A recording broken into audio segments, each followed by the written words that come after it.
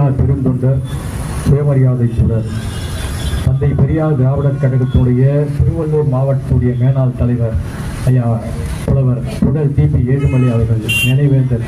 நம்முடைய பெருமைக்குரிய ஐயா ஏழுமலை அவர்களை பற்றி அவருடைய வாழ்க்கையிலே எப்படி அவர் நடந்து கொண்டார் என்பதை பற்றி எல்லோருமே சொன்னார். ரொம்ப இயல்பாக இருக்கக்கூடிய சராசரி பெரியார் தொண்டன் எப்படி இருப்பான் என்பதற்கு ஒரு அடையாளம் எதுவாக இருந்தது என்றால், நீங்க செங்குன்ற பகுதியாக இருக்கட்டும் அந்த புழல் பகுதியாக இருக்கட்டும், அந்த அடையாளங்கள் பெரியார் தொண்டனா இப்படி இருப்பான் என்பதற்கான அடையாளம் ஐயா ஏழுமலை. அந்த அடையாளம் ஐயா ஏழுமலை. தன்னுடைய இளமை காலத்திலேயே பெரியாரிய கொள்கையை ஏற்றுக்கொண்டு தன் கல்லூரி காலங்களில் அதை இன்னும் மெருகேற்றிக் கொண்டு நன்னல் போன்ற பெருமைக்குரிய தமிழ் அறிஞர்களுடைய ஆசிரியராக பெற்ற அந்த பெருமைக்குரிய காரணத்தால் இன்னும் அந்த கொள்கை மெருகேறி தன் படிப்புக்கு ஏற்ற வேலை வாய்ப்புகள் எல்லாம் கிடைத்த போது கூட அதையெல்லாம் புறந்தள்ளி விட்டு சுய தொழில் செஞ்சாதான் சமூக பணியாற்றுவதற்கு நேரம் கிடைக்கும்னு பல இடங்கள்ல மாறி மாறி கூட சரியான தொழில் கிடைக்காத போது கூட அதை மனம் கொண்டு ஏற்றுக்கொண்டு செய்தவர் பெருமைக்குரிய ஐயா. ஏன் அப்படி செஞ்சாங்கன்னா, அதுல சம்பாத்தியம் வருதோ இல்லையோ, ஆனா சமூகத்துக்கு நாம போறதுக்கான நேரம் கிடைக்கிறது என்று செயல்பட்ட பெருமை இந்த தேசத்துல பெரியார் தொண்டர்களுக்கு மட்டும்தான் உண்டு. அதுல குறிப்பிடத்தக்க ஒருத்தர் தான் நம்முடைய ஐயா ஏழுமலை.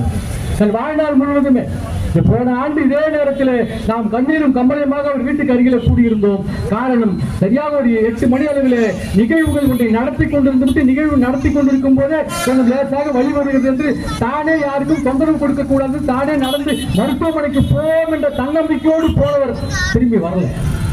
நமக்கு அந்த வருத்தம் இன்றைக்கும் இருக்கு.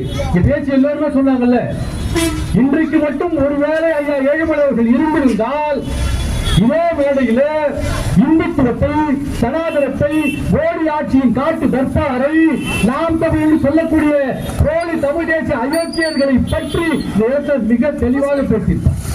பார்க்கிற இடத்துல எல்லாம் பார்க்கிற தோழர்களெல்லாம் பெரியார் என்ற பெருமைக்குரிய தலைவனும் பேரொருமான அண்ணா அம்பேத்கருடைய கருத்துக்களும் நம்முடைய பெருமைக்குரிய மாற்றுடைய சிந்தனையில் கொண்டு போய் சேர்ப்பது மட்டுமே தன் கடன் என்று தன் வாழ்க்கை முழுவதும் பயணித்தார். மிக சிறந்த கவிதை எழுதக்கூடியவர், மிக சிறந்த கருத்தியலாளர். ஆனா மேடை நாகரிகம் கருதி பல பேர் பேசக்கூடிய வகையில குறிப்பா ஒரு 10 நிமிஷம் தான் பேசுவாங்க. ஆனா அந்த மேடை முழுக்க சிறப்பு பேச்சாத பேச்சை எது எல்லா மக்கள்கிட்டையும் போய் சேர்ந்திருக்குன்னா ஐயாவுக்கு பேசிய 10 நிமிட பேச்சு. ஏன் அந்த 10 நிமிடம் பேச்சு என்றால், அதுதான் பெரியாரியலின் சரியான சமூக பார்வை. அந்த சமூக பார்வை தொடர்ச்சியாக எல்லா இடங்களிலும் கொண்டு போய் சேர்த்தவர்.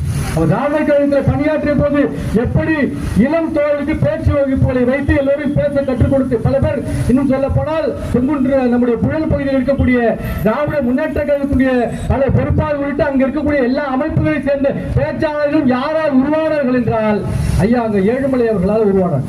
அதன் பிறகு தந்தை பெரியார் காலத்திலிருந்து பணியாற்றிய போதும் அதே பணியை தொடர்ச்சியாக செய்து எல்லோரையும் பெரியாரியல் கருத்து, ஏன்னா அந்த மேடையில் சொல்லும் போதே சொல்லுவாங்க, இந்த இடத்துல பிஜேபி இந்துத்துவ கும்பலை தவிர எல்லா கட்சிக்காரங்களும் வரலாம், வரணும், அதிமுக உள்ளிட்டு எல்லாரும் வரணும், பெரியாரை பற்றியும் அண்ணல் அம்பேத்கரை பற்றியும் மார்க்சினுடைய சிந்தனைகளை ஏற்றுக்கொண்டு இந்த சமூகத்தில் எந்த கட்சிக்கு வேணாலும் போ, எந்த கட்சியில வேணாலும் இரு, ஆனால் பார்ப்பனியத்தை ஒருபோதும் ஏற்றுக்கொள்ளாத மனநிலையில் இருக்க வேண்டும் என்று தொடர்ச்சியாக வலியுறுத்தி அந்த கருத்து தான் இன்னைக்கு இந்த சமூகத்துக்கு தேவைப்படுது. ஏன்னா இந்த மேடையில கூட நிகழ்ச்சியோட தலைப்பு எதுவாக இருக்குது என்றால் தமிழ் தேசிய தலைவர் பெரியார். எல்லாருக்கும் ஒரு எல்லாரும் இல்லைங்க, அவர் எங்க தமிழ் தேசியம் பேசுறார், அவர் திராவிடம் தானே பேசினார், தமிழ் தேசியம் பேசவே இல்லை என்று உங்களுக்கு தோன்றும். இந்த நாட்டில் அகிம்சாவாதி யாருன்னு நம்ம பிள்ளைங்கள்ட்ட கேளுங்களேன். அகிம்சாவாதி யாருன்னு கேட்டா காந்தி யாருன்னு நம்ம பிள்ளைங்க சொல்லுவோம். ஏன்னா அவர் நடத்த எந்த போராட்டமும் ஏதாவது ஒரு போராட்டம் வேணும்னா அவர் என்ன பண்ணுவார், நான் போய் உண்ணாவிரதம் இருக்கிறேன்னு சொல்லுவார். தன்னை வருத்திக் கொண்டு உண்ணாவிரதம் இருப்பார்.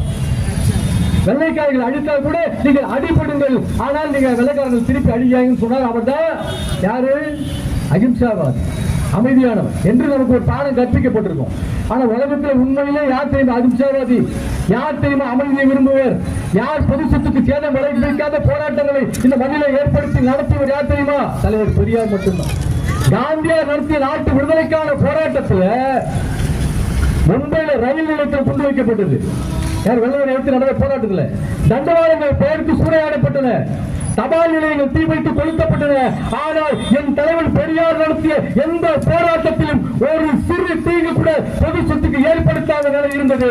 அந்த தலைவன் தான் தமிழ் தேசியத்துக்கு அடையாளம். காங்கிரஸில் இருந்த போது 1924 இந்தி இங்கே வரக்கூடாது என்று முழக்கமிட்ட முதல் காங்கிரஸ் தலைவன் என் தலைவர் பெரியார். காங்கிரஸில் இருக்கும் போது எவரையுமே புதுசா திராவிட இயக்கம் ஆரம்பிச்ச பிறகு இந்தி எதுக்காக யார் யோசிக்கிறார்கள். காங்கிரஸில் இருந்த போது சுயமரியாதை இயக்கத்தை 1926 25 ஆரம்பித்த பிறகு 26 குடியரசுல இந்திய ஒழிக்கணும் ஒரு கட்டுரை எழுதுறார். இன்றைக்கும் அந்த கட்டுரையின் கருத்துக்கள் தான் எப்படியெல்லாம் நம்ம ஆட்சி அதிகாரம் செய்ய உட்படுவான் இருக்கு. தமிழ் தேசியத்தின் அடையாளம் எதுவாக இருக்கணும்? தமிழனுக்கான தன்னாட்சி உரிமை பெற்றவனாக இருக்கணும். தமிழ் எனக்கான விடுதலை நாடே வாங்கிக் கொள்ளக்கூடியவனாக இருக்கணும். அதுதான் தமிழ் தேசியத்தின் அடையாளம். ஆனால் தமிழ் தேசியம் பேசிய எல்லோரும் சாதியத்திலே அடைபட்டு போனார்கள். சாதியத்தை ஒழித்து தமிழ் தேசியம் பேசிய முதல் தலைவன் இந்த தேசத்தில் என் தலைவர் பெரியார் மட்டும்தான். அவர்தான் சாதியை ஒழித்து தமிழ் தேசியம் பேசினார். சாதி ஒழிப்பை பற்றி அவர்தான் மிக வேகமாக பேசினார். 29 முதலாம் சுயமரியாதை மாநாடு செங்கல்பட்டில் நடந்த போது அவர் போட்ட தீர்மானம் தான் இன்றைக்கும் சீமானுக்கு சொத்து வாங்கி தரக்கூடியதா இருக்கு. யோசிச்சு பாருங்களேன். பெரியார் தான் 79 செங்கல்பட்டு மாநாட்டில் தீர்மானம் போடுறார், பெண்களுக்கு சொத்துரிமை வேண்டும். சீமா யார் வீட்டு சொத்துல சாப்பிட்டு இருக்காரு? யோசிச்சு பாருங்களேன். சொந்தமா ஒரு கட்சிக்கு பேர் வைக்க கூட வக்கில்லாத ஒருத்தெல்லாம் அந்த நாட்டில் தலைவர் சார். 2 பார்ப்பன புரோக்கர்களை கூட்டு போய் 2 பார்ப்பனர்கள் வீட்டுல அவங்கள்ட்ட பேரம் பேசி அவர்களை கூட்டு போய் சிவந்தி ஆதித்தியத்தில் போய் பேரம் பேசி நாம் தமிழ் என்ற கட்சி பெயரை வாங்கி சொந்தமா கட்சிக்கு பெயர் வைக்கப்பட்டு லாயக்கில்லாத ஒருவன் இன்னைக்கு பெரியாரை பற்றி இந்த தேசத்தில் பேசிக்கிட்டு நாம பார்த்துட்டு இருக்கோம்ல. தமிழை பெரியார் காட்டுமிராண்டி மொழி என்று சொன்னார். அவன் சொன்னார், எழுதினார். காட்டுமிராண்டி மொழியா இல்லையா? சிவனோட உடுக்கையில ஒரு பக்கம் தமிழ் பிறந்தது, ஒரு பக்கம் சமஸ்கிருதம் பிறந்தது எழுதி வச்சிருக்காரு. யாராவது ஒத்துக்கிறீங்களா? இது முட்டாள்தனமானது இல்ல, இது காட்டுமிராண்டித்தனமானது இல்ல, இது அயோக்கியத்தனமானது இல்ல. இல்ல எங்கேயாவது உடுக்க புட்டி போடுமா? அப்படி உடுக்க புட்டி போட்டாலும் இன்னொரு உடுக்கையை போடுமா, மொழியை போடுமா? இதான பெரியார் கேட்கிறது. அப்ப அந்த காட்டுமிராண்டி மொழின்னு சொல்லாம என்னன்னு சொல்றது? ஒரு பெண்ணை உருவாக்க எழுந்த ஒரு பெண்ணா உருவாக்குறான்னு எழுதி வச்சிருக்கான். பதியம் பார்த்தா பூட்டி இருக்கிற கோயில் கதவு திறக்கப்படுறது எழுதி வச்சிருக்கிறான். பெரியார் தான் கேட்டார், நான் திண்டுக்கல் பூட்டு வாங்கி ஒரு கதவை பூட்டுறேன், நீ யார் கூட்டு வந்தாலும் பாட்டு பாடு திறக்குதான் பார்ப்போம். இதான அறிவு. இது காட்டு மேடித்தனமா இல்லையா? 26 எழுத்துக்களை கொண்ட ஆங்கிலம் இந்த உலகம் முழுக்க ஆள்கிறதா இல்லையா? பெரியார் தான் கேட்கிறார். தமிழ் காட்டுமிராண்டி மொழின்னு சொன்னா உனக்கு கோபம் வருது. அந்த மொழிய சமஸ்கிருதம் கலந்து இன்னைக்கு வச்சிருக்கானே, சமஸ்கிருதம் கலந்தா தப்பு இல்லைன்னு நம்ம நினைக்கக்கூடிய அளவு மாத்திருக்கானே. அப்ப சமஸ்கிருதம் கலக்கிறது தப்புன்னு உனக்கு தோணலையா? ஏன்னா நம்ம வீட்டுல போனா தண்ணி கொடுக்குன்னு கேட்கணும். நமக்கு புரியாத வழியில ஜலத்தை கொண்டு வாங்க நம்ம வீட்டுல கேட்டா நம்ம வீட்டுல கொண்டு வந்து தருவாங்களா?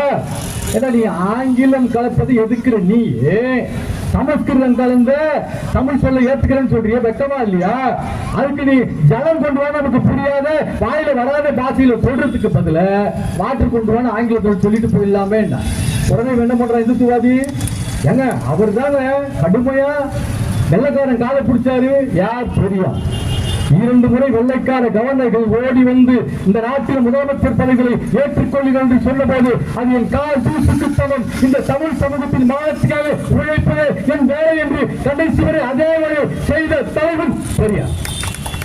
2 முறை. இன்னைக்கு என்ன பண்றாங்க? எனக்கு ஒரு வாட்டி கொடுத்து பாருங்கிறான் பல பேர். 4 சினிமா வச்சுட்டா போதும், 4 2 படம் ஓடிட்டா போதும், அவெல்லாம் முதலமைச்சர். அடுத்து தமிழ்நாட்டில் மட்டும் தேர்தல் வரட்டும், 136 பேர் தயாராக முதலமைச்சர் போட்டி. இது நாட்டுக்கு, தமிழ்நாட்டுக்கு 136 பேர். எல்லா தொகுதிக்கும் ஒரு முதலமைச்சர் ஆகாம இருக்கு. உங்களே தெரியுமே, இப்ப சமீபத்தில் இடைத்தேர்தல் நடந்துச்சு இல்ல ஈரோடுல, அதுல ஜெயிச்சு நானே முதலமைச்சர் ஆகணும்னு ஒருத்தர் சொன்னால நாட்டுல. ஒரு சட்டசபை சீட்ல ஜெயிச்சு முதலமைச்சர் ஆகக்கூடிய கனவு இருக்குல்ல. பெரியார் என்ற பெருமைக்குரிய தலைவன் அந்த பதவிகளை ஒருபோதும் விரும்பியது. காங்கிரஸ் இயக்கத்தில் சேரும் போது தான் வகித்த 29 பதவிகளில் காலுக்கு கீழே தூக்கி போட்டுவிட்டு சராசரி மனிதனாக செல்வ சீவான் கடல் மூட்டை தோளிலே சுமந்து தெரு தெருவாக விட்ட பெருமை என் தலைவர் பெரியாரை தவிர ஒரு பயலுக்கு ஜனத்தில் பெரியாரை பற்றி எது வேணாலும் பேசலாமா? தமிழ் தேசத்தின் அடையாளம் பெரியாரா இல்லையா? பெரியார் தான் 26 தொடங்கி இறக்கின்ற 73 வரைக்கும் தமிழ்நாடு தனிநாடாக வேண்டும், என் நாட்டுக்கான உரிமை வேண்டும், என் தமிழ் இன்னும் சூட்டில பட்டத்தோடு இருக்கிறானே என்று பொறுப்பொருவாக கத்திய தலைவன் பெரியார். 48 இந்திய போராட்டம் நடந்த போது பெரியார் பேசிய பேச்சு இருக்கிறது. அதை எடுத்து இன்றைக்கும் படித்தால் நம்மையும் அறியாமல் ஆத்திரம் பொங்குகிறது. நாட்டு மொழியை காக்கணும்னா வீதிக்கு முன்னாடி வா. போலீஸ்காரன் துப்பாக்கியை நீட்டி உன்னை பயமுறுத்தினால் நெஞ்சை நிமிர்த்தி சுடு என்று சொல். நாம நம்ம நாட்டுல நம்ம மொழியை பாதுகாக்க வக்கு இல்லாம வாழ்வதை விட சக்தி போவது மேல் என்று சொன்ன தலைவர் பெரியார். இது மொழிக்காக உலகத்திலேயே மொழிக்காக போராடி உயிர் நீத்த வரலாறு திராவிட இயக்கத்தை தவிர இந்த நாட்டிலும் இந்த உலகத்தில் யாருக்குமே இல்லை. என் மொழி அவ்வளவு உயர்வான மொழி, என் மொழி அவ்வளவு தெளிவான மொழி. அப்ப ஏன் பெரியார் காட்டுமிராணி மொழின்னு சொன்னால், இந்த மொழி சமயத்தால் ஆட்கொள்ளப்பட்டிருக்கிறது. தமிழ் சமூகத்துடைய தமிழ் மொழி வரலாற்றுக்குரிய மொழிதான், சிறப்புகள் எல்லாம் உள்ள மொழிதான். ஆனா யார் கையில சிக்கி இருக்கிறது? சமஸ்கிருதம் என்ற பார்ப்பனியத்தின் கையிலே சிக்கி இருக்கிறது. சைவ மடாதிபதிகளிடம் சிக்கி இருக்கிறது. அவர்கள் 2 பேரும் இந்த மொழியை கடவுளுக்கான மொழியாக சொல்கிறார்களே தவிர ஒருபோதும் மனிதனுக்கான மொழியா சொல்லல. அப்ப மனிதனுக்கான வாழ்வியல் மொழியா இந்த மொழியை ஆக்க வேண்டும் என்று சொல்வது ஒரு தலைவனின் வேலையா இல்லையா? இந்த தேசத்திலேயே எல்லோருக்கும் தலைவன் என்ற பதவியை யார் வேணாலும் கொடுக்கலாம். ஆனா ஒரு தலைவனுக்கு தந்தை என்ற பதவியை கொடுத்த ஒரே தேசம் இந்த தேசம், ஒரே தலைவன் என் தலைவன் பெரியார். யாராவது ஒத்த பயலுக்கு சொல்லுங்க, நீங்க இவர் தாங்க தந்தைன்னு ஒருவருக்கும் சொல்வதற்கான வக்கம் இல்லை, வாய்ப்பும் இல்லை, அறிவதையும் இல்லை. ஏனெனில் தன் வாழ்க்கை முழுவதும் தமிழ் சமூகத்தின் மானத்திற்காக தரையிலே நின்று உழைத்த தலைவன் பெரியார். அப்ப பெரியார் என்ற பெருமைக்குரிய தலைவர் அவர் தொடங்கலன்னா தமிழிசை மன்றம் ஒண்ணு பெரியார் தான் தொடங்குவதற்கு அண்ணாமலை அரசுக்கு வற்புறுத்துறார். தமிழிசை மன்றத்தின் நோக்கம் என்ன?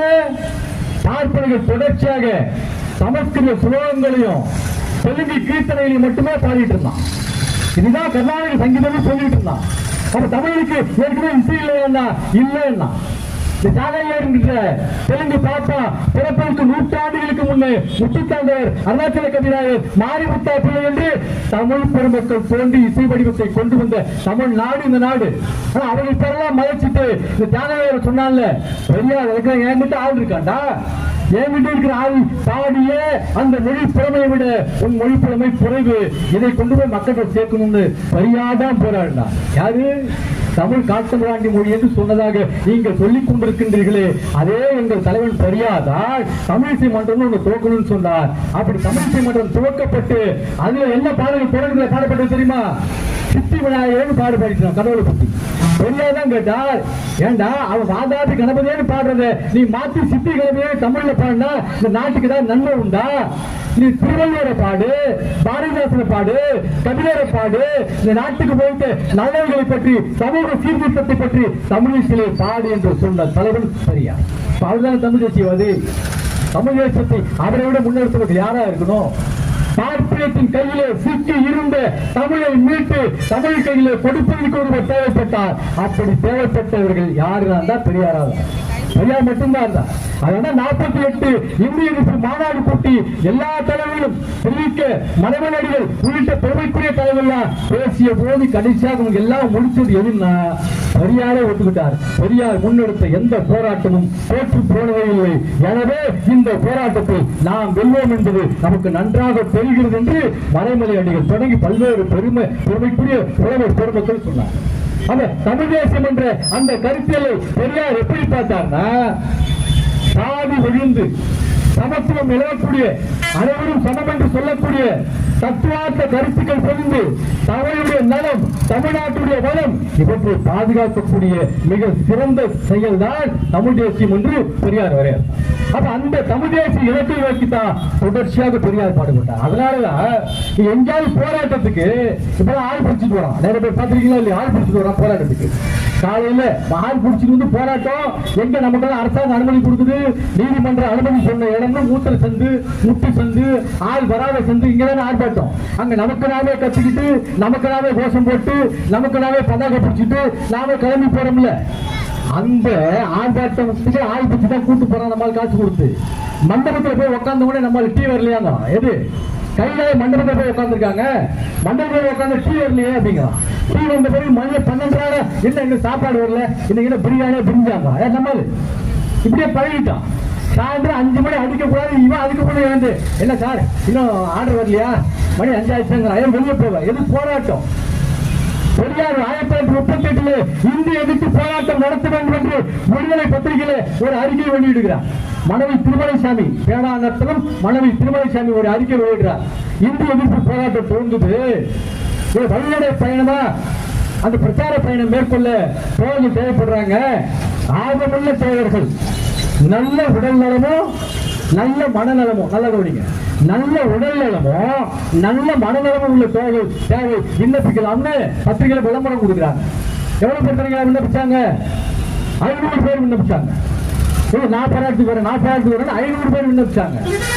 என்ன பண்ணாங்க? பெரியார் 500 பேரையும் கூட்டு போல. இது அதான் பெரியார்ட்ட உள்ள வேறுபாடு. மற்றவங்க இவ்வளவு பெரிய கூட்டம் வருது, இந்த கூட்டத்தில் போட்டா எடுத்துக்கிட்டா கூட போதும், நாம இவ்வளவு பெரிய கூட்டத்தை கூட்டிட்டு சொல்றதுக்கு வாய்ப்பு இருக்குல்ல. பெரியார் என்ன பண்ண 500 பேர் வேணா 100 பேர் போதும்னு 100 பேரை கூட்டிக் கொண்டு திருச்சி உறையூர்ல இருந்து அந்த வழிநடை பயணம் இந்தியை எதிர்த்து நாடு முழுக்க பிரச்சாரம் செய்து கொண்டு சென்னைக்கு போக வேண்டும் என்று பெரியார் தொடங்கி வைத்தார். அஞ்சானஞ்சல் பட்டுக்கோட்டை அழகிரிசாமி பெரியாரின் மிகப்பெரும் போர்படை தளபதி. பணம் பாதாளம் வரைப்பாயும் வீட்டு எட்டிய வரைப்பாயும் என் தலைவர் பெரியாரின் கொள்கை இருக்கிறது. அது அந்த பிண்ட சராசரிகளை தாண்டி அதற்கு அப்பாலும் இலக்கு நோக்கி நிற்கும் என்று மேடையிலே ரத்தம் கட்டி கட்டி சாகின்றதிலும் இந்த இனத்தின் மாபெரும் தலைவன் பெரியார் பெரியார் பெரியார் என்று வழக்கப்பட்ட அஞ்சானஞ்சல் பட்டுக்கோட்டை அழகிரிசாமி தலைமையிலே முகநூல் மூதாட்டி ராமமிர்தம் அம்மையார் அவருடைய முன்னிலையிலே அந்த பயணம் தொடங்கியது. 42 நாட்கள் தெருவாக வீதி வழியாக பிரச்சாரம் செய்து கொண்டு இந்தியை ஒழிக்க வேண்டும் என்று சென்னைக்கு நடந்தே வந்து சேர்ந்தார்கள். பல இடத்துல மழையில நடந்து கொண்டே வந்தாங்க. குழந்தைகளோடு பெண்களோடு எல்லாம் சேர்ந்து வந்து சென்னையில 1938 சேர்ந்த போதுதான் அந்த மாபெரும் பொதுக்கூட்டத்திலே 100 பேரோடு திறந்த அந்த பேரணி சென்னை கடற்கரையை வந்து சேர்ந்தது. 1.5 லட்சம் மக்களாக திரண்டது. அந்த பொதுக்கூட்டத்திலே தான் எவனும் இதுவரை சொல்லாத கருத்தை, எவனுக்கும் துணிவில்லாத கருத்தை, இந்த நாடு தமிழ்நாடு தனியாக வேண்டும் என்று முதல் முழக்கமிட்டு தலைவர் என் தலைவன் பெரியார். தமிழ்னு சொன்னாலே ஏதாவது சட்டம் பாஞ்சிருமோன்னு பயப்படுறாங்கல்ல. அன்றைக்கு எவனுக்கும் அஞ்சாமல் அந்த கருத்தியலை சொன்ன தலைவன் பெரியார். இது தமிழ்நாடு தமிழருக்கான நாடு, வந்தேரிகளுக்கு இடமில்லைன்னு பெரியார் தொடர்ச்சியாக இந்த கருத்தியலை வைத்து மக்களுக்கு கொண்டு போய் பிரச்சாரம். இங்க பேசும்போது கூட பெண்கள் தான் பெரியாருக்கு அந்த பட்டத்தை கொடுத்தாங்கன்னு சொன்னாங்களே. அந்த பட்டம் கொடுக்கும்போது பெரியார் இருந்தாரா? பெரியார் அந்த நிகழ்ச்சியை கலந்து கொண்ட போது கைது செய்யப்பட்டார். ஏன் கைது செய்யப்பட்டார்னா அந்த பெண்களை மாநாட்டில் கலந்துகிட்ட பெண்கள் இருக்காங்களே, அந்த பெண்களை போராட்டம் நடத்த தூண்டினார் என்று பெரியாரை கைது செய்து 2 ஆண்டுகள் கடும் சிறையில் அடைத்தார்கள். கடுமையான வெயில் காலத்தில் கர்நாடக மாநிலத்தில் உள்ள பெல்லாரி சிறையில் 2 ஆண்டுகள் கடுங்காவல் கொடுத்து பெரியாரை அடைத்தார்கள். அவ்வளவு கொடுமை செஞ்ச போதும் பெரியாராகவே இருந்தார். அதனால்தான் நீதி கட்சியின் தலைவராக பெரியார் தேர்ந்தெடுக்கப்பட்ட போது பெரியாருடைய படத்தை வைத்து பெரியாரின் படத்திற்கு மாலை போட்டு என் தோளுக்கு இட்ட மாலை என் தலைவன் தாவி விட்டுக் கொள்கிறேன். இந்த இனத்தின் ஒரே தலைவன் பெரியார் என்று பெருமைக்குரிய நம்முடைய சரியாட்சி பன்னீர்செல்வம் வழங்கினார். அவரும் கடுமையாக நடந்து கொண்டு கூட சட்டசபையில் பெரியாரை உடனடியாக முடிவு செய்ய வேண்டும் என்று சரியாட்சி என்ற அந்த பெருமைக்குரிய தலைவன் தான் கடுமையாக போராடினார். அன்னைக்கு என்ன செஞ்சாங்க? அன்றைக்கு அவர்கள் போராடி கொண்டிருந்த போது ராஜகோபாலாச்சாரி ஆட்சி என்ன தெரியுமா கேள்வி கேட்டார்? ஏன் குதிக்கிறீங்க? இந்த நாட்டில் யார் இந்திய எடுத்து போராடுறா? இப்ப இன்னைக்கு பேசுறான்ல, இன்னைக்கு அக்கா தமிழிசை தொடங்கி ஆடுதுறை அண்ணாமலை வரைக்கும் பல பேர் பேசுறான்ல. அந்த மாதிரி அன்னைக்கு ராஜாஜி சட்டசபையிலே பேசினார். இந்த நாட்டில் யார் இந்திய எடுக்கிறா? 2 பேர் எடுக்கிறான், ஒரு கிழவை ஒரு புலவேண்டார். யார் கிழவை? தலைவர் கொண்டு பெரியார். யார் புலவன்? நான் ஒரு சோமசுந்தர பாரதி. 2 பேர் தானே எடுக்கிறான். என்ன பெரிய எதிர்ப்பு என்று அவர் கேட்ட போது எல்லோரும் கொந்தளித்தார்கள். அமைதிப்படுத்தி விட்டு சரியாட்டி வந்து பதில் சொன்னார். பரவாயில்ல, இந்திய எதிர்க்கிறதுக்காக எங்க தலைவர் 2 பேர் இருக்கான், ஆனா ஆதரிக்கிறதுக்கு நீ ஒருத்தந்தாடா இருக்க, அப்ப கூட நாங்க தான் வெற்றி பெற்றோம் என்று சட்டசபையிலே பதிவு செய்த பெருமை பெரியாருக்கும் பெரியாரின் தொண்டர்களுக்கும். அப்ப இந்த தமிழை காக்க வேண்டும் என்று தொடர்ச்சியாக உழைத்த தலைவர்கள் பெரியாரும் பெரியாரின் தொண்டர்கள். 38 இந்திய எதிர்ப்பு போராட்டம் நடந்து கைதானவர்கள் 1380 பேர் மேல 1384 பேர் என்னமோ. அதுல 87 பேர் பெண்கள், 64 பேர் குழந்தைங்க. போராட்ட களத்திற்கு போய் சிறைக்குள்ளேயே குழந்தையை பெற்றெடுத்த வரலாறு என் தலைவர் பெரியாரின் தொண்டரை தவிர இந்த தேசத்துல எவனுக்கு பேர். போராட்டம்னா முன்னாடி போற குடும்பம், போராட்டம்னா முன்னாடி போற அமைப்பு, போராட்டம்னா முதல்ல போய் நிக்கணுங்கிற அந்த துடிப்பு பெரியார் என்ற தலைவன் தொடங்கி அவனின் கடைக்கோழி தொண்டல் வரைக்கும் உண்டு. அதை நிரூபித்தவர்கள் ஒருத்தருடைய நினைவு நாள் தான் இன்னைக்கு பேசிட்டு. எந்த போராட்டமால முன்னாடி நிற்கிறவர். இன்னும் சொல்ல போனா ஒரு நிகழ்ச்சி நடக்குதுன்னா பெரியாருக்கு ஒரு பண்பு இருந்தது. 6 மணி நிகழ்ச்சி என்றால் 5 மணிக்கே வந்து விடுவது. அதே பண்பு ஐயா 7 மணி அவர்களுக்கு காணலாம். அவரை அறிந்தவர்களுக்கு தெரியும், அவரை தெரிந்தவர்களுக்கு தெரியும். 5 மணி நிகழ்ச்சி என்றால் அங்கே 4 மணிக்கே இருக்கக்கூடிய மிக சிறந்த ஒழுக்கவாதி பெரியாரவாதி ஐயா 7 மணி. ஒருவேளை எந்த நிகழ்ச்சிக்குமே நேரம் குறைவாக வந்ததில்லை. இன்னும் பல பேர் நேரம் குறைவாக என்ன பண்ணுவாங்கன்னா நேரம் மேடைக்கு அருகில் வருவாங்க. அப்படி நேரம் குறைவாக தவிர்க்க முடியாமல் வேறு நிகழ்ச்சிக்கு போய்விட்டு வந்தால் கூட பின்னால் மக்களோடு மக்களாக அமர்ந்து அந்த கருத்தை கேட்கக்கூடிய அந்த தன்மை ஐயா 7 மணி வருகிறது. நாமெல்லாம் அவர்கிட்ட கத்துக்க வேண்டிய பாடம்னா, இன்றைக்கு அவர் இருந்தா தமிழ் தேசியத்தின் அடையாளம் பெரியார் என்பதை பெருத்தெருவாக இருக்கக்கூடிய இளைஞர்கள் மாணவர்களை கொண்டு போய் சேர்ப்பார். எனக்கு தமிழ்நாடு இவ்வளவு வளர்ச்சி பெற்று இருக்குது. இந்த வளர்ச்சிக்கு காரணம் பெரியார். நம்முடைய பெருமைக்குரிய முத்தமிழர்கள் கலைஞர்கள் பேரவை அண்ணா மறைவுக்கு பிறகு ஆட்சி பொறுப்பில் ஏற்றுக்கொண்ட பிறகு அவருக்கு ஒரு அறிக்கை விடுகிறார், கடிதம் விடுகிறார். யாரு? பெரியார். யார்? கலைஞருக்கு. ஐயா கலைஞர் அவர்களே, நீங்க வேலை வாய்ப்புல இதுக்கு பிறகு யாராவது புதுசா வேலை வாய்ப்புக்கு வருவாங்க, சேர்ப்பீங்க. அப்படி சேர்க்கிறவங்கள அவங்க யாருன்னு பாருங்க. அவன் பார்த்தானா, பார்த்தான் அல்லாதவனா, ஒடுக்கப்பட்டவனா, தாழ்த்தப்பட்டவனா, கிறிஸ்தவனா, இஸ்லாமியனான்னு பாருங்க. நம்முடைய பெருமைக்குரிய காமராஜர் கல்வி கண்ணை கொடுத்தாரு. ஆனா படிச்சு நம்மால கண்ணீர் வேலை வாய்ப்பு இல்லாம இன்னும் சுத்திட்டு இருக்கான். ஒட்டுமொத்தமாக எல்லா பதவிகளையும் காலம் காலமாக பார்ப்பனர்களே அனுபவித்து வர்றாங்க.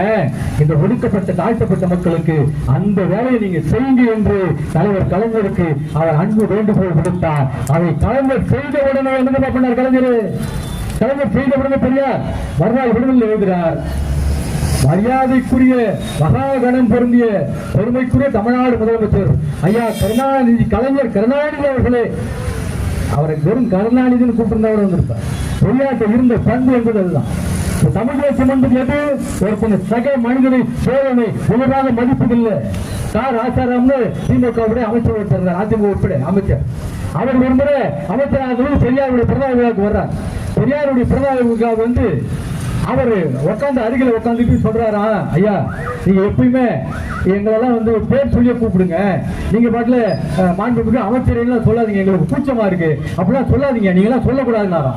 அப்படிங்களா? நல்லதுங்க நல்லதுங்க, நீங்க பேசுங்க நாரா. பெரிய இவர் பேசி முடிச்சுட்டு உட்கார்ந்த உடனே பெரியாரைய மைக்க வாங்கி பேச ஆரம்பிச்சார்ல. அப்ப சொன்னாரா, மகாகணம் பொருந்திய பெருமைக்குரிய சிறப்புக்குரிய வரலாற்றுக்குரிய மாண்புமை அமைச்சர் பெருமானேனா. இதெல்லாம் யார் செய்வான்னு யோசிச்சு பாருங்க. ஒரு தகப்பன் தன் பிள்ளை உயரே போனால் அதை தன் உச்சியில் வைத்து கொண்டாடுவானே, அப்படி தமிழ் சமூகத்திலே உயர்ந்த இடத்துக்கு போனபோது கொண்டாடிய தலைவன் பெரியார். அதனால்தான் தமிழ் தேசியத்தின் தலைவர் சொல்றான். தமிழ்ல பேர் வைக்கிறத யார் வச்சா? பூர்வ அண்ணன் தங்கை என்று பெரியாரோடு இணைந்து பணியாற்றிய பெருமைக்குரிய சுயமரியாதை வீரர் தான் எல்லாருக்கும் தமிழ்ல பேர் மாத்தினார். எல்லாருக்குமே திராவிட இயக்கத்தோட தலைவராக இருக்கக்கூடிய ஐயா கலைஞருடைய பேர் தட்சிணாமூர்த்தி. அதை கலைஞர் கருணாநிதி என்று மாற்றப்பட்டது. யாரால்? அண்ணன் தங்கவான். ஐயா வீரமணியுடைய பெயர் சாரங்கபாணி. அவருடைய ஆசிரியர் திராவிடமணியால அவருக்கு பெயர் மாற்றப்படுது. ஐயா அன்பையுடைய பேர், ஐயா நெடுஞ்செழியனுடைய பேர், ஐயா செடியுடைய பேர், ஐயா பிள்ளை விழாவுடைய பேர், இந்த தமிழ் பெயர் எல்லாம் பெரியார் என்ற பெருமைக்குரிய தலைவனாலே இந்த நாட்டிலே புகுத்தப்பட்டது என்பதை மறந்தார். இன்றைக்கு எங்க தொலைக்காட்சியில் கூட பார்த்திருப்பீங்க, முத்தமிழ்காலுடைய வாரிசு ஒருத்தர் தொலைக்காட்சியில் ஏற்கனவே அந்த தூர்தர்ஷன் சொல்லக்கூடிய அரசு தொலைக்காட்சியில் செய்தி வாசிப்பாளர் இருந்தார். இப்ப தொலைக்காட்சி விவாதங்கள்லாம் வருவார், கடுமையா பேசுவார், தாடியெல்லாம் வச்சுட்டு பார்த்திருப்பீங்க. அவர் பேர் ஸ்ரீகாந்த் கருணாநிதி. நல்ல சுத்தமான தமிழ் பேர்ல யாரு பேரு? முத்தமிழ் காவலர் பேரு. முத்தமிழ் காவலர் பேரு என்னங்க? ஸ்ரீகாந்த் கருணாநிதி. இங்க பெரியாரின் தொண்டர் யாரு? பெரியாரின் தொண்டர் ஐயா ஏழுமலை இருக்காங்கல்ல, அவங்க பேச்சு பேரு யாழினி. இது யார் தமிழ் தேசியவாதி? பெரியாரா? பெரியாரின் தொண்டரா? இல்ல தமிழ் தேசத்தை முன்னெடுத்த அயோக்கிய பயிர்களா? யோசிச்சு பாருங்களேன். பெரியார் என்று அந்த பெருமைக்குரிய தலைவன் எந்த கொள்கை மக்களிலே கொண்டு போய் சொன்னாரோ அதில் கடைசி வரை இலக்கு மாறாமல் என்றார். அந்த இலக்கு தான் பெரியாரின் மிக சிறந்த இலக்கு. ஆனா அதன் பிறகு என்னாச்சு, தமிழ் தேசம் என்ற பெயரில் பேசிக்கொண்டு ஒரு சாதிவாத கும்பல் உள்ளே புகுந்து தங்கள் காலத்தில் பெரியார் வந்து மிகப்பெரிய மற்றவர்களுக்கே இல்லாத சிறப்பு என்னன்னா, இந்த நாட்டில் தமிழ் தேசியத்தை பேசுவதற்கு 1000 பேர் இருந்தாங்க. தமிழ் தேசியத்தை பேசணும் என்ன பண்ணா, எல்லை போராட்டம் நடந்த போது தமிழ் தேசியத்தை பேசினா, அதன் பிறகு அவனுக்கு வேற வேலை வந்துருச்சு, போயிட்டா, மறந்துட்டான். அப்ப தமிழ் தேசியத்தை பேசிய இன்னொரு கூட்டம் என்ன பண்ணுச்சு, தமிழ் வாய்கள் சொல்லிச்சு, இந்தி மொழிகள் சொல்லிச்சு. ஆனா இந்திக்கு மூல காரணமா இருக்கக்கூடிய சமஸ்கிருதத்தை ஒழிப்புன்னு ஒரு பயனுள்ள தேசத்தில் சொல்லல. சொன்ன தலைவன் பெரியார். பெரியாதான் சமஸ்கிருதத்தையும் ஒழிக்கணும், சமஸ்கிருதம் தான் ஒட்டுமொத்த இந்த நாட்டின் இழிவுக்கும் காரணம் என்று பெரியார். அதைத்தான் ஒழிக்கணும். நீங்க தமிழ் மாதிரி தனித்து இயங்கக்கூடிய வல்லமை இந்தி மொழிக்கு கிடையாது. இப்ப என்ன பண்றான் இந்திக்கு, நீங்க வெள்ளக்காரர்கள் மொழி நமக்கு ஏன், அந்நியன் மொழி நமக்கு ஏன், நம்ம அகமப்படுத்துற மொழி நமக்கு ஏன்னு கேட்கிறான் இந்துத்துவவாதி. சரி, வெள்ளக்கார மொழி இங்கிலீஷ் வேணாம், ஆங்கிலம் வேணாம், வெள்ளக்காரன் கண்டுபிடிச்ச ஹிந்தி மட்டும் ஏன் உனக்கு? ஹிந்தி யார் கண்டுபிடிச்சா? வெள்ளக்காரன் தானே கண்டுபிடிச்சா. 42 மொழிகளின் கூட்டு, இது 42 மொழிகளின் கூட்டு ஹிந்தி. நீங்க பாத்துருக்கீங்களா, முன்னெல்லாம் பிச்சைக்காரங்க வருவாங்க, பிச்சைக்காரங்க வரும்போது என்ன பண்ணுவாங்க, சோறு கேட்பாங்க. பிச்சைக்காரன் பார்த்து இப்ப சோறு கேட்கறது இல்லை. இப்ப வர பிச்சைக்காரன்லாம் அவனை நம்ம ஜிபே நம்பரை எடுத்துட்டு வந்துடுறான். இப்பெல்லாம் சார் எனக்கு சாப்பாடு சரியா ஒத்துக்காது, உங்க வீட்டுக்கு போரு, வயிற்று வலி டாக்டர் எனக்கு சொல்லியிருக்காரு, ஏன்னா ஜிபேல காசு போட்டுருங்க, நான் ஹோட்டல்ல சாப்பிட்டுக்கிறேன். பிச்சைக்காரன் இன்னும் கொஞ்ச நாள் அந்த பிச்சை எடுக்கிற வாய்ப்பு நம்ம நாளுக்கு இல்லை. ஏன்னா இங்க என்ன பண்ணிட்டா, வடநாட்டுக்காரன் எல்லா தொழிலுக்கு வந்தா இப்ப தெரு தெருவா பிச்சை எடுக்கிறது யாரான்னு பார்த்தா வடநாட்டுக்காரன். இப்ப நீங்க தமிழ்நாட்டில் இருக்கக்கூடிய யாராவது வறுமையில் பிச்சை எடுக்கணும்னா நீங்க ஏதாவது புதுசா தேசம் தேடிட்டு தான் போகும். இங்க பிச்சை எடுக்கிறதுக்கு வாய்ப்பு இல்லை. அந்த பிச்சைக்காரன் முன்னெல்லாம் பிச்சை எடுக்கும்போது என்ன பண்ணுவாங்க, ஒரு வீட்டுல சாம்பார் சோறு, ஒரு வீட்டுல ரசம் சோறு, ஒரு வீட்டுல பிரியாணி, ஒரு வீட்டுல டிஃபன் எல்லாம் போடுவாங்கல்ல, எல்லாத்தையும் கலந்து சாப்பிடுவாங்கல்ல. அது எவ்வளவு கொடூரமா இருக்குன்னு யோசிச்சு பாருங்களேன். அவன் பசி சாப்பிட்றான் என்பது வேறு, எல்லா உணவையும் சேர்த்து பெசஞ்சு சாப்பிடுறது எப்படி இருக்கும், அவனே வாந்தி எடுத்தா எப்படி இருக்கும். அப்படி வாந்தி எடுக்கின்ற மொழி தான் ஹிந்தி. வரலாற்றுக்குரிய மொழி என் தமிழ். என் தமிழை குறுக்கு பிடித்த தமிழ் தேசத்தின் தலைவன் பெரியார். அப்ப அந்த தமிழ் தேச தலைவன் பெரியார் எந்த இலக்கம் சொன்னாரோ, ஏன்னா வடநாடு வடமொழி தான் இன்னைக்கும் தமிழை அழித்து வருகிறது என்று தெளிவாக சொன்ன தலைவன் பெரியார்.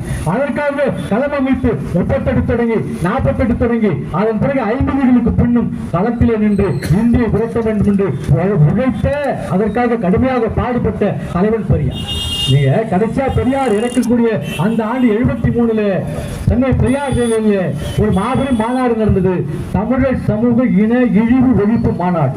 அந்த மாநாட்டிலே பேசும்போதும் பெரியார் எந்த கோரிக்கையை முன்வைக்கிறார் என்றால், இன்னமும் வடநாட்டுக்காரன் கையிலே அரசியலை ஒப்படைத்து விட்டு அடிமையிலே போய் கையேந்து கிடைக்கிறோமே, இந்த நிலை மாற வேண்டாமா என்று கடுமையாக பேசி, அப்ப கடைசி வரை இந்தியை எதிர்த்த, சமஸ்கிருதத்தை எதிர்த்த, வரலாற்று கும்பலின் பாசிசத்தை எதிர்த்த ஒரே தலைவர் இந்த தேசத்தில் என் தலைவர் பெரியார் மட்டும்தான். அப்ப தமிழ் தேசத்தின் அடையாளமாக யார் இந்த தேசத்தில் கட்டமைக்கப்பட வேண்டும் என்றால், தமிழ் தேசியம் என்ற அந்த கருத்தில் எனக்கான உரிமை, எனக்கான மொழி பண்பாட்டை, எனக்கான வரலாற்றை நானே பாதுகாக்கக்கூடிய சுயமரியாதை உணர்வோடு கூடிய தேசமாக என் தேசம் இருக்க வேண்டும் என்று நினைக்கிறார்களே, அப்படிப்பட்ட தேசத்தை உருவாக்க வேண்டும் என்றால் பெரியார் என்ற அந்த பெருமைக்குரிய தலைவன் சொன்ன கருத்தியலோடு கூடிய அந்த தமிழ் தேசியத்தை தான் முன்னெடுக்கும். இல்லைன்னா என்ன ஆகும், இன்னைக்கு பேசிட்டு தமிழ் தேசியம், இவன் தமிழ் தேசியம் எதுவும் நீங்க யோசிச்சு பாருங்களேன்.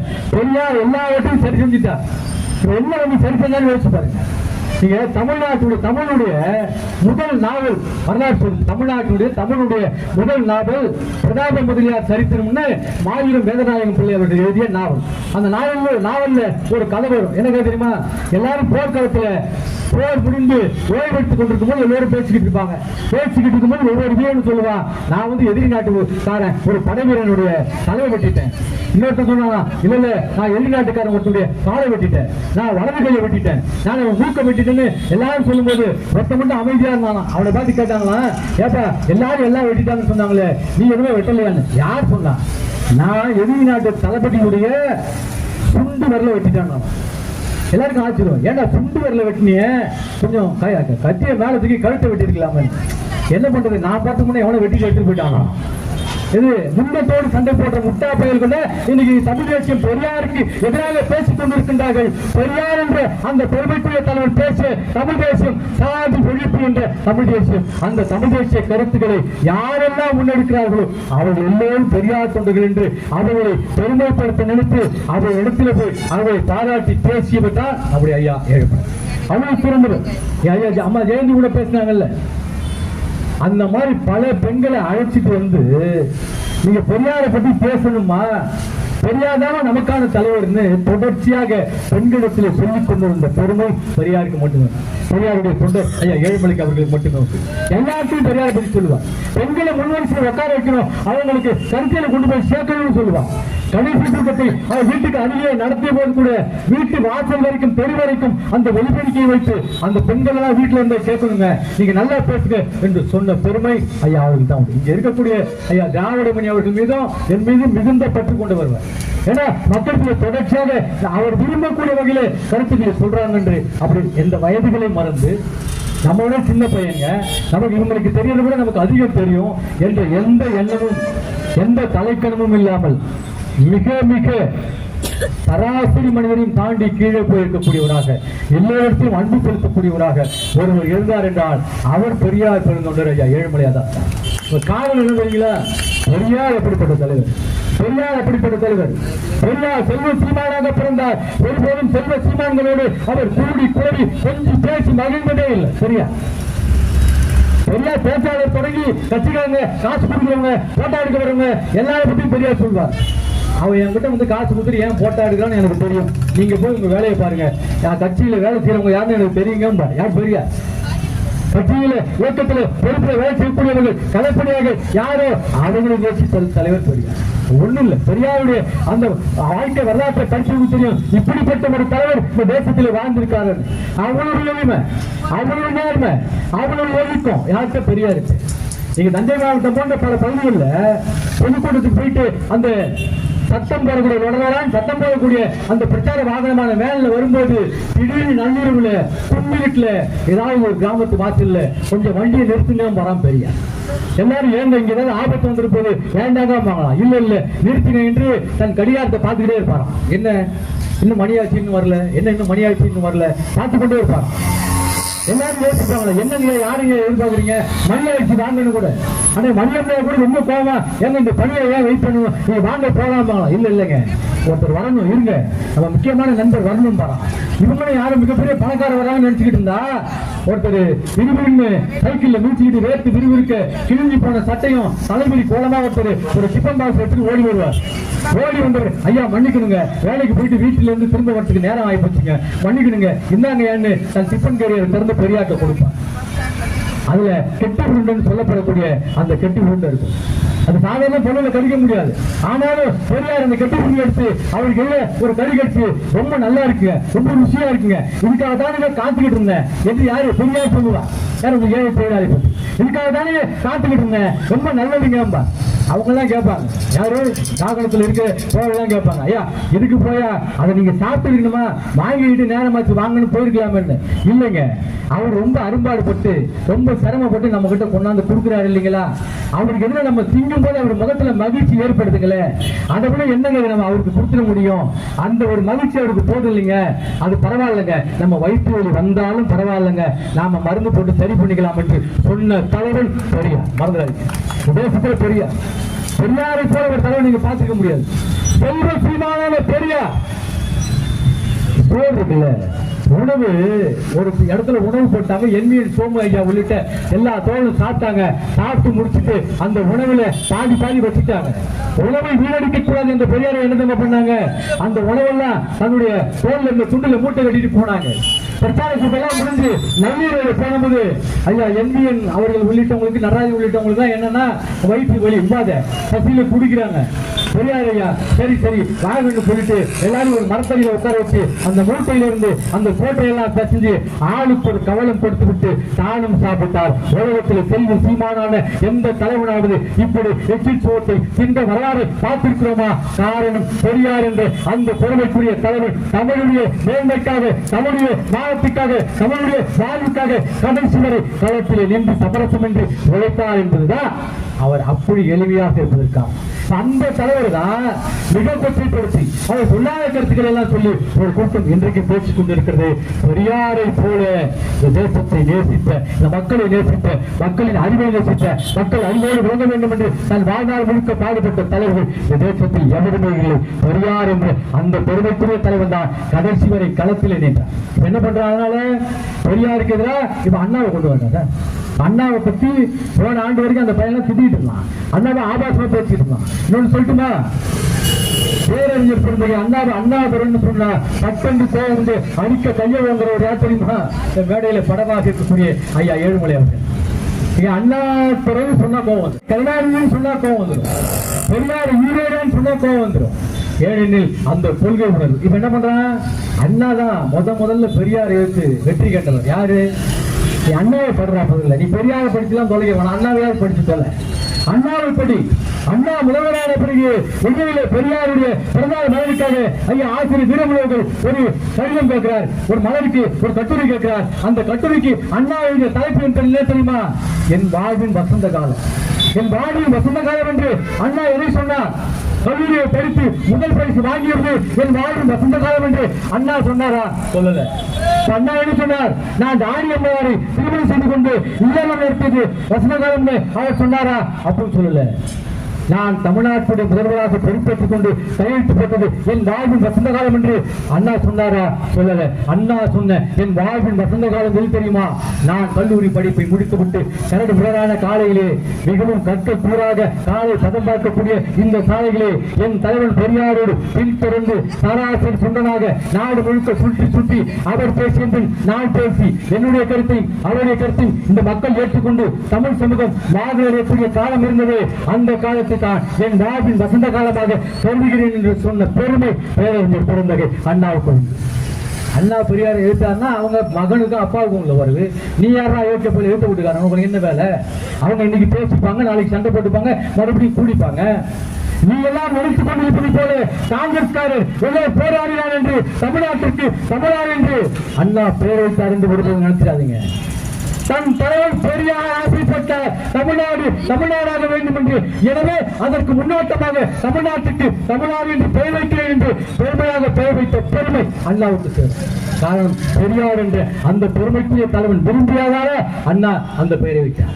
அண்ணாவுக்கும் பெரியாருக்கும் தகப்பனுக்கும் மகனுக்குமான உறவு, கலைஞருக்கும் பெரியாருக்கும் தகப்பனுக்கும் மகனுக்குமான உறவு. இன்றைக்கு இருக்கக்கூடிய திராவிட இயக்கத்துடைய சித்தாந்தவாதிகளுக்கும் திராவிட மாநில ஆட்சியாளர்களுக்கும் பெரியார் இயக்கத்துக்கும் உள்ள தொடர்பு அந்த கருத்தியல் கோட்பாட்டில் வருகிறது. அதனால்தான் என்ன பண்றாங்க? கல்வியை புதிய கல்வி கொண்டு வந்து இந்திய திணிக்க முயல்வோம்னு ஒரு கூட்டம் வருது இல்ல. இன்னைக்கு சொல்றாங்கல்ல, தொடர்ச்சியாக இந்தி படிக்கணுங்க, இந்தி படிச்சா நல்லது. இந்தி படிச்சா என்ன எல்லாம்? இந்தி படிச்சா நாட்டில் பண்றா இல்லாமா? ஹிந்தி படிச்சா என்ன பண்ணலாம்? ஹிந்தி படிச்சா 14 மணியில சாரம் கட்டி சிமெண்ட் வச்சு பூசிக்கிட்டு இருக்கலாம். எதாவது பண்ணலாம். ஹிந்தி படிச்சா இல்லையா? ஹிந்தி படிச்சா குல்பி வச்சு விட்டுட்டு தெரியலாம், இல்ல பஞ்சு மிட்டாய் விட்டுட்டு தெரியலாம். இப்ப ஹிந்தி படிச்சா என்ன பண்ணலாம்? இந்த தமிழ்நாட்டில் ஒரு மனம் கட்டவன் பிஜேபி தலைவராக இருக்காரு ஆடிக்கிறடி, அப்படின்னு சொல்றாரு. நீங்க உமடி பூண்டி தாண்டி போயிட்டா கழிவறை போய் கழுவுனா இது தெரியுமா? இவ்வளவு நாள் என்ன நம்ம பேப்பர் வச்சு படிச்சுட்டா இருந்தோம். இது மொத்தமா இல்லாது ஒரு அரசியல் தலைவர் பேசுறாங்க. இந்த கழிவறை போக வேணுமா? பானிபூரி சாப்பிட வேணுமா? இது ஹிந்தி. நான் என்ன கேட்கிறேன், இந்த நாட்டின் குடியரசுத் தலைவர், இந்த நாட்டின் முதல் குடிமகன்ல, அவங்களுக்கு ஹிந்தி தெரியுமா தெரியாதா? இந்த நாட்டின் முன்னாள் குடியரசுத் தலைவர், அவருக்கு ஹிந்தி தெரியுமா தெரியாதா? ஹிந்தி தெரிஞ்ச அவங்க என்ன பலனு? ஹிந்தி தெரிஞ்ச அவங்க 2 பேரும் கோயிலுக்கு வெளியேறினார்கள். தமிழ் பேசிய எங்கள் கோயில்கள் கோயிலுக்கு உள்ளே அனுப்பி ஓதினார் பண்ணி கொடுத்த அரசு திராவிட அரசா இல்லையா? அப்ப தமிழ் மேன்மையா ஹிந்தி மேன்மையா? ஹிந்தி படிச்சு என்ன பண்ண போறோம்? நான் என்ன பண்றேன், நம்முடைய பெருமைக்குரிய ஐயா கொள்கை முரசு நம்முடைய திருச்சி சிவா அவர்கள் கூட ஒரு சமீபத்திய பேட்டியில் சொன்னாங்க. அவர்கிட்ட வடநாட்டை சேர்ந்த அகிலேஷ் யாதவ் கூட ஒரு கேள்வி கேட்டாராம். எல்லாம் உணவு இடைவெளியில் பேசிட்டு இருக்கும்போது, ஏங்க ராமேஸ்வரத்துக்குலாம் எங்க பக்தர்கள், வடநாட்டு பக்தர்கள்லாம் நிறைய பேர் வராங்க, அங்க ஆங்கிலம் தமிழ்ல தான் எழுதிருக்கீங்க, இந்தியில எழுதினா நல்லா இருக்குமே. உடனே இப்படி சிரிச்சுக்கிட்டே நல்ல யோசனை தாங்க, அது யாருக்கு எந்த மொழி வேணுமோ சுலபமாக புரியும் எழுதலாம். ஆனால் அதுக்கு முன்னாடி நீங்கள் ஒன்று செய்யணுமே. என்னன்னு கேட்டதுக்கு இல்லைங்க, காட்சிக்கு எங்க தமிழர்களும் வர்றான், இது காட்சிக்கு எங்க தமிழர்களும் வர்றான், கோயிலுக்கு எங்க தமிழர்களும் வர்றான். நீங்க அங்க தமிழ் எல்லாம் எழுதலாம், பிறந்தபட்ச ஆங்கிலத்திலே எழுதுங்க. அப்ப ஆங்கிலத்தில் கூட எழுதலாங்க, வெறும் ஹிந்தி. நீ எங்களுக்கு 3வது மொழியை கற்பிக்க முயல்வதற்கு முன்ன 2வது மொழி வடநாட்டில் சொல்லிவிடு. அவர் 2வது மொழியை தெரியாம இருக்காங்க, நீ ஏன் இங்க 3வது மொழிக்கு வர? 3வது மொழியில நாங்க ஹிந்தி படிக்க சொல்லல. யாரு வடநாட்டு நம்மால் 3வது மொழியில நாங்க ஹிந்தி படிக்க சொல்லல. ஆனா ஹிந்தி படிக்கலாம் நீங்க கழிவறை கூட போக முடியாது. அப்ப எதுக்கு நான் படிக்க சொல்ற? நான் எனக்கு விரும்பியதை நான் படிக்கிறேன். சக்கரை வியாதி மருத்துவத்தை போறோம், மருத்துவர் என்ன சொல்ற? சப்பாத்தி சாப்பிடுங்கிறார். சக்கரை வியாதிக்காரன் சப்பாத்தி சாப்பிடலாம் சார், சகோதரமா சப்பாத்தி சாப்பிடுறது, நாட்டுல 3 வேளையுமா நம்ம சப்பாத்தி சாப்பிடுறது. எனக்கு என்ன உணவு வேணும்னு நான் தானே முடிவு செய்யணும். எனக்கு என் உடலுக்கு, என் உடல் நலத்துக்கு, என் சீதோஷங்களுக்கு எது வேணும் நானாக முடிவு செய்யணும். அவன் சொல்றான் நீங்க சப்பாத்தி சாப்பிடணும்னு சொல்வது எப்படி அயோக்கியத்தனமோ, இந்தி கத்துக்க என்று சொல்வது அவ்வளவு அயோக்கியத்தனம் தானே. என் மொழியை விட இளமை சிறந்த மொழி, வளமை மிகுந்த மொழி, வரலாற்று புதிய மொழி, மிக பெரும் ஆய்வுகளுக்கு உரிய மொழி தமிழை விட உலகத்தில் வேற எந்த மொழியும். எல்லா மொழிகளும் சீன மொழி தொடங்கி, பாரசீக மொழி தொடங்கி, அரேபிய மொழி தொடங்கி, பார்ப்பனிய மொழி வரைக்கும் எந்த கருத்தியலை சொன்னதென்றால் நீ நான் சொல்வதை நம்பிக்கொண்டிருக்க வேண்டும் கருத்தியலை சொன்னது. சுய சிந்தனை வேண்டும் என்று சொன்ன ஒரே மொழி தமிழ் மொழி. அந்த மொழியை கையிலே எடுத்துதான் நான் சொல்வதை நீங்கள் ஏற்றுக்கொள்ள வேண்டும் என்று அவசியம் இல்லை. உங்கள் சிந்தனைக்கு சரின்னு பட்டா, உங்க அறிவுக்கு சரின்னு பட்டா நீங்கள் அதை ஏற்றுக்கொள்ளுங்கள், இல்லாவிட்டால் தள்ளிவிட்டு உங்கள் வேலையை போய் பாருங்கள் என்று சொன்ன ஒரே தலைவர் இந்த தேசத்திலே பெரியார். அப்ப பெரியார் சொன்ன கொள்கைக்கு எதிராக ஒரு இந்துத்துவ கும்பல் தொடர்ச்சியாக 1887 இந்து மொழியை கொண்டு வர வேண்டும் என்று திட்டமிட்ட ஆரிய சமாஜத்தின் கொள்கையை தங்கள் கையிலே எடுத்து ஆட்சி அதிகாரங்களை கைப்பற்றிய பிறகு பிஜேபி இந்துத்துவ கும்பல் தொடர்ச்சியாக ஒவ்வொரு காலகட்டத்திலையும் இந்தியை புகுத்த என்று சமஸ்கிருத வளர்ச்சிக்காக இந்தியை உள்ளே நுழைத்து நம் தமிழை அழிக்க பார்க்கிறார்கள். அதை அறிவுந்து தமிழ் சமூகமே, இந்த நாட்டினுடைய அருமைமிக்க இளைஞர்களே, மாணவர்களே, இந்த கருத்திலே நீங்கள் அருமையான அறிவான செழுமையான கருத்தியலை பெரியார் என்ற பெருந்தலைவனை படிப்பதன் மூலமாகத்தான் உணர முடியும். அந்த தலைவனுடைய கருத்தியலை ஏற்றுக்கொண்டு தமிழை போல் சிறந்த மொழி, தமிழ்நாட்டை போல் சிறந்த நாடு, தமிழ்நாட்டின் கல்வி போல் சிறந்த கல்வி, தமிழ்நாட்டின் தொழில் வளர்ச்சி போல் சிறந்த வளர்ச்சி, தமிழ்நாட்டினுடைய மருத்துவ கட்டமைப்பு சிறந்த மருத்துவ கட்டமைப்புகளை எப்போதாவது ஒரு காலத்தில் உங்கள் வரலாற்றிலே நீங்கள் ஏற்படுத்தினார். அதன் பிறகு நாங்கள் இந்தியை படிக்கிறோம், அதற்கு முன் குறைந்தபட்சம் நீங்கள் ஆங்கிலத்தையாவது படியுங்கள், உலக பெருமொழிக்கு வாருங்கள், உலக அறிவுக்கு வாருங்கள் என்று அவருக்கு சொல்ல வேண்டிய கடமையை பெரியார் என்ற பெருமைக்குரிய தலைவரும் அவரை வழிவந்த பெருமைக்குரிய ஐயா ஏழுமலை போன்ற தொண்டர்களும் நமக்கு தந்திருக்கின்றார்கள். இந்த கருத்தியல் பாடம் என்பது இந்துத்துவத்தை வீழ்த்துவது, இந்தியை வீழ்த்துவது என்பது நாம் தமிழ்நாட்டை தமிழ் வளத்தை காப்பது. பெரியார் என்ற பெருமைக்குரிய தலைவன் கொள்கை சராசரி கொள்கை இல்ல, பெரியார் என்ற பெருமைக்குரிய தலைவன் கொள்கை இந்த நாட்டின் வளமிக்க கொள்கை, இந்த நாட்டை வளப்படுத்தக்கூடிய கொள்கை. பெண்கள் பகலை மட்டும், பெண்கள் இரவு மட்டும், தங்கமே தேயும் மட்டும், தம் மக்கள் வாழும் மட்டும், அங்கமே சாயும் மட்டும், ஆசை உயிர் போகும் மட்டும். ஆனால் எங்கள் ஐயா பெரியார் கொள்கை இருக்கிறது, அது இந்த உலகம் உள்ள மட்டும், இந்த உலகத்திலே மனித சமூகம் இருக்கின்றவரை தேவைப்படக்கூடிய கருப்பொருள் கரு கொள்கைக்கு பெயர் பெரியார் பெரியார் பெரியார். அந்த கருத்தியலை ஐயா ஏழுமலையுடைய 1ஆம் ஆண்டு நினைவு நாளில் ஓங்கி உயர்த்தி பிடிப்போம். அதுதான் ஐயா ஏழுமலை போன்ற பெருமைக்குரிய பெரியார் தொண்டர்களுக்கு நாம் செய்யக்கூடிய நன்றியாக இருக்கும். அந்த வகையிலே இந்த சிறப்பான கூட்டத்தை ஏற்பாடு செய்த தந்தை பெரியார் திராவிட கழகத்துடைய திருவள்ளூர் மாவட்டத்துக்கு உட்பட்ட பகுதியான செங்குன்ற பகுதி தந்தை பெரியார் திராவிட கழகத்துடைய சோழர்கள் அத்தனை பேருக்கும் நெஞ்சார்ந்த பாராட்டி நன்றி சொல்லி விடைபெறுகிறேன். நன்றி. 500 கோடி மக்கள் 450 கோடி மக்கள் உள்ள உலகம்னா அதுல நாமெல்லாம் காட்டு மராட்டிகள் கீழ் மக்கள், ஈன ஜாதி மக்கள், ஆந்திர மக்கள் மேல ஜாதி, பொம்பளை விவசாயி மக்கள்.